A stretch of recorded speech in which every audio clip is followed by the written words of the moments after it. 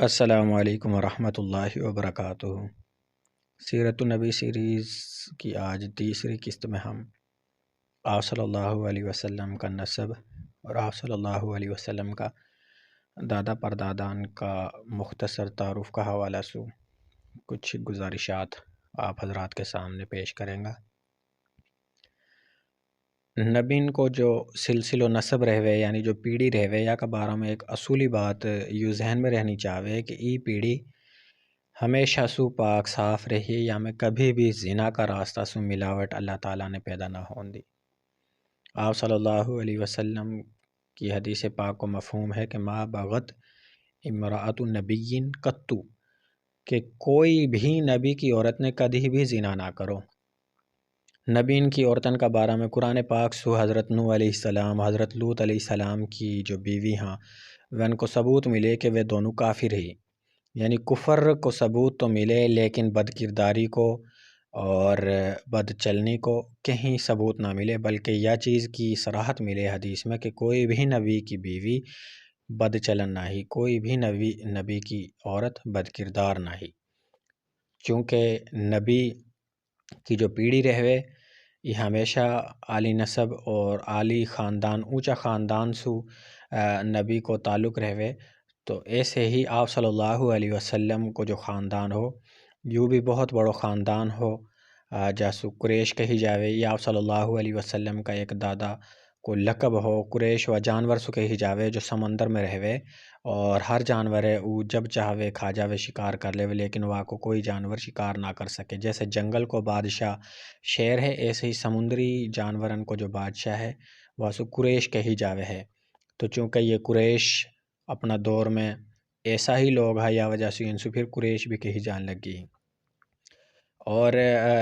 آپ صلی اللہ علیہ وسلم کا دادان میں جو بہت زیادہ مشہور ہیں ان میں سب سے پہلے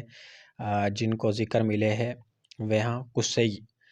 اچھا، یہ آپ صلی اللہ علیہ وسلم کی سیرت کو ایک بنیادی حصہ ہے کہ جن جن لوگوں نے آپ صلی اللہ علیہ وسلم کی پیڑھی میں شامل ہونا ہو، اللہ تعالیٰ نے قدرتی طور پہ ان کا حالات پہلے ہی محفوظ کروا دیا۔ آپ کا 18واں 19واں نمبر تک کا جو دادا ہاں ان کا حالات تاریخ کی کتابن میں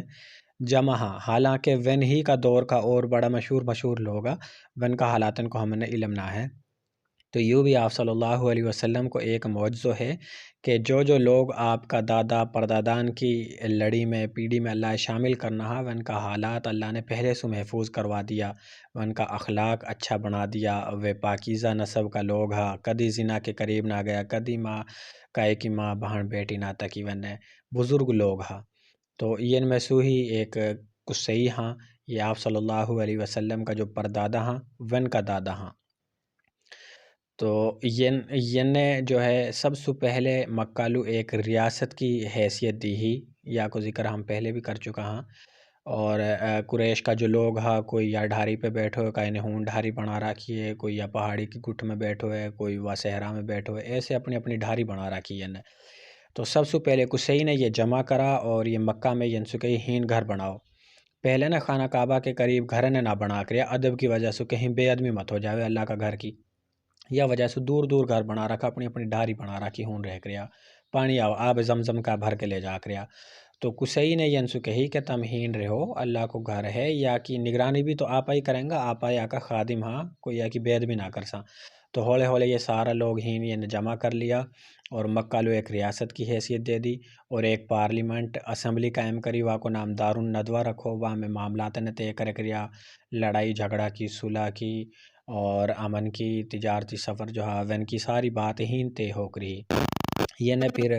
10-12 قبیلان ڈیوٹی بٹا دی۔ حضرت عمر رضی اللہ تعالیٰ عنہ کو جو قبیلہ ہوا کہ والو سفارت کو عہدہ دے دیو، وہ سفیر بن کے جا کریا کوئی دوسرا قبیلہ میں، اور کوئی دیت وغیرہ کا مسئلہ ہا، جج کا عدالتی جو معاملات تھا وہ حضرت ابوبکر صدیق کا خاندان لو دے دیا، غرض ایسے سارا عہدہ بٹا دیا۔ تو یہ بہت مشہور دادا ہاں آپ صلی اللہ علیہ وسلم کا، ین کو لقب مجمع ہے یعنی جمع کرن والو، ین چونکہ سارا قبیلہ جمع کر دیا۔ واسو بعد ون کا بیٹا ہا عبد مناف قصی کا، پھر عبد مناف کا بیٹا ہاں ہاشم۔ یہ ہاشم آپ صلی اللہ علیہ وسلم کا پردادا ہاں، یہ بہت معزز امیر شخص ہا، بہت خوبصورت بھی ہا، اور آب زمزم کو جو پانی ہے واپے اور حاجین کی خدمت پہ ین کی ڈیوٹی ہی، تو بہت پروقار شخصیت تھا اور بہت سخی بھی ہا۔ حاجین لو یہ روٹی ان کی سرید کر کے کھوا گئے، جیسے باجرہ کی روٹی آپا لگان میں گیر کے ٹکڑا کر کے کھاما ہا تو واسو سرید کہی جاوے ہے، تو یہ نے ایسے شوربہ میں روٹین کا ٹکڑا کر کے سرید کر کے حاجین لو بھی کھوا کر رہا، اور مکہ میں جو غریب ایک دفعہ کہتا گو غربت ہوگی ون لوگن لو بھی آپ نے ایسے ہی کھوائی، تو یا وجہ سو ہاشم لقب پڑ گو، ورنہ اصل نام عمر ہو، عمر۔ خیر بہت خوبصورت تھا۔ ایک دفعہ شام لو تجارت کی غرض سے جا رہا تو مدینہ راستہ میں پڑے، جب مکہ سے شام لو جمع تو مدینہ میں کچھ دن ٹھہرا ہون، رشتہ کی بات چلی، سلمہ بنت عمر نامی ایک عورت سو رشتہ طے ہوگو، نکاح ہوگو، اور شادی سے بعد ہونی ٹھہرا، جب بیوی حمل ہوگو تو یہ نے کہی چلو میں سفر پہ سو آیا ہوں، اتنے واپسی میں آپ اکٹھا مکہ چل دیں گا۔ یہ فلسطین کا شہر غزہ میں جا کے یہ ان کی وفات ہوگی، اور یہ واپس نہ آیا، یہ ان کی بیوی پہ بچہ پیدا ہوگو، وا کا بال پیدائشی کچھ سفید ہا تو وا کو نام گھریا نے رکھ دیو شیبہ۔ اب جو ہاشم کا گھر والا ہا جو مکہ میں ہا، ون نے یا پوتا کو پتہ نہ چلو کہ وا کو ون کو پوتو پیدا ہوئے ہے یا ون نے نکاح کر لیو ہو، تو کچھ دن تک ایسی بات چھپی رہی، جب یہ شیبہ جو بچہ ہاں یہ تقریباً 12 سال کا ہوگا، تو ہاشم سباد ون کا بھائی ہا مطلب وہ سردار بن گا، خانہ کعبہ کی اور آب زمزم کی اور حاجن کی خدمت کو عہدہ ون کے پہ آگو ہو۔ ون نے پتہ چلو کہ میرو بھتیجو ہے اور مدینہ میں ہے، یتیم بھتیجو ہے، ون نے بڑو ایک جوش پیدا ہوئے کہ ہمارو بھتیجو یتیمی کی حالت گزار رہو، سردار لوگ ہاں ہم، تو وہ اکیلا ہی کائلو بتائے بغیر مدینہ چلا گا، اور وہ نے دیکھو بھتیجو پچھان لیو، ون سے کہی چلا پا چلا،